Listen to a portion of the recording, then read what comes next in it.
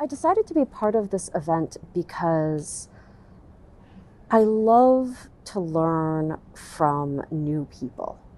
And a lot of the names are highly qualified people who are outside of my usual digital services community, and particularly kind of international guests and policymakers. I was really interested to hear from people who are not just from California and not just from the digital services world, but who are bringing a diverse set of perspectives.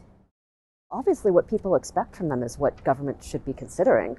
I mean, why else do we have governments?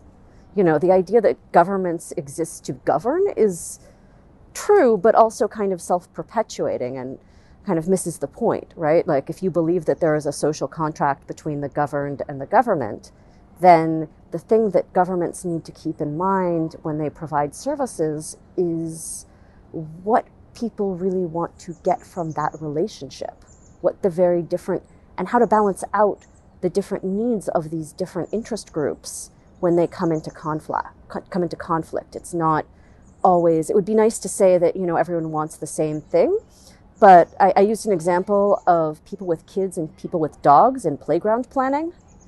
Somebody has to, usually in the government, in a city government, balance out the needs of the people who want lots of room for their kids and the people who want a dog park to let their dogs run free. And a service should be doing both. Early, frequent prototyping and evaluation with the people who are directly affected.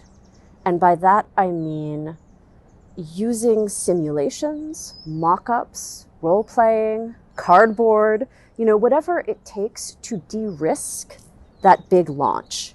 And so starting very early with the lowest cost way of simulating what a service might be like and how it might affect the work or the life of the people involved, and then continuously at every step of the way, returning to the people affected to make sure that the outcomes for them are good. So not just the members of the public who use the service, but also the frontline employees who are delivering it. If you're making it easier for people to apply for a benefit, for example, you don't want to then make it harder for the benefit processors who get overwhelmed with applications, thus slowing down the process for everyone.